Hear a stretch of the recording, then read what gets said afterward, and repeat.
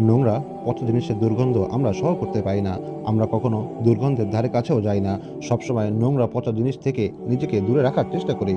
কেননা নোংরা পচা দুর্গন্ধময় জিনিস থেকে আমাদের মধ্যে ব্যাকটেরিয়া ছড়িয়ে যেতে পারে। এজন্য অপারগ হয়ে কখনো যদি নোংরা পচা জিনিসকে হাত দিয়ে স্পর্শ করতে হয় অথবা নিজের অজান্তে পচা দুর্গন্ধময় জিনিস আমাদের গায়ে লেগে যায়, তখন কোনো ধরনের কাল বিলম্ব ছাড়াই দ্রুত ওই জায়গা ধোয়ার জন্য ব্যস্ত হয়ে পড়ি।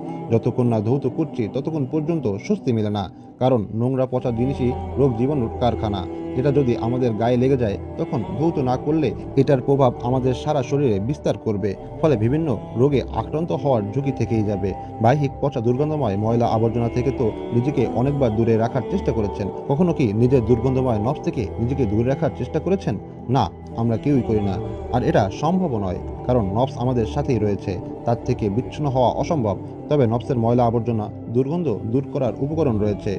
আমরা চেষ্টা করলেই পারব নফসের যাবতীয় ত্রুটি বিচ্যুতি, যাবতীয় ময়লা আবর্জনা দূর করে নিজেকে পরিপূর্ণ পরিশুদ্ধ করতে। এখন হয়তো আপনার মনে প্রশ্ন জাগতে পারে, নফস আবার দুর্গন্ধময় হয় কিভাবে? আরে, নফস যখন এত বেশি গুনাহ করে, গুনাহ করতে করতে এক পর্যায়ে সে লাগামহীন হয়ে যায়, তখন তার কাছে কোনো গুনাহ তার গুনাহ মনে হয় না। কোনো পাপ আর তার দৃষ্টিতে পাপ মনে হয় না। সর্বদা খারাপ কাজ করেও সে অনুতপ্ত হয় না। তখন বুঝে নেবেন এই নফস অসুস্থ হয়ে পড়েছে।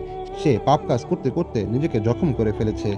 আমরা জানি যে কোনো অসুস্থ বস্তুর চিকিৎসার প্রয়োজন পড়ে। তাই আমাদের নিয়মতান্ত্রিকভাবে গুনাহ হওয়ার পরও যখন গুনাহ মনে হয় না, তখন উচিত ছিল তাৎক্ষণিক চিকিৎসা করা, আত্মশুদ্ধি করে তার জখম দূর করা। কিন্তু আমরা তা করি না, তাকে তার মতোই ছেড়ে দিয়েছি। ফলে নফস ধীরে ধীরে তার সুস্থতা হারিয়ে অসুস্থ হয়ে হেঁটেছে। সে যে ফিতরাতে ছিল তা পরিবর্তন হয়ে ভয়ঙ্কর রূপ ধারণ করেছে। আচ্ছা, জখমের স্থান চিকিৎসা না করে এমনি এমনি ছেড়ে দিলে কখনো কি জখম দূর হবে? নাকি উক্ত স্থানে পচন ধরে দিন দিন দুর্গন্ধ ছড়াবে? অবশ্যই দুর্গন্ধ ছড়াবে। আমরা যখন কোনো জখমের স্থান চিকিৎসা না করে এমনি এমনি রেখে দিই, তখন ধীরে ধীরে জখমের স্থানে পচন ধরে। আর যখন তাতে পচন ধরে তখন তা থেকে দুর্গন্ধ ছড়ানোটাই স্বাভাবিক ব্যাপার। ঠিক আমাদের নফসের ক্ষেত্রেও এরকমই।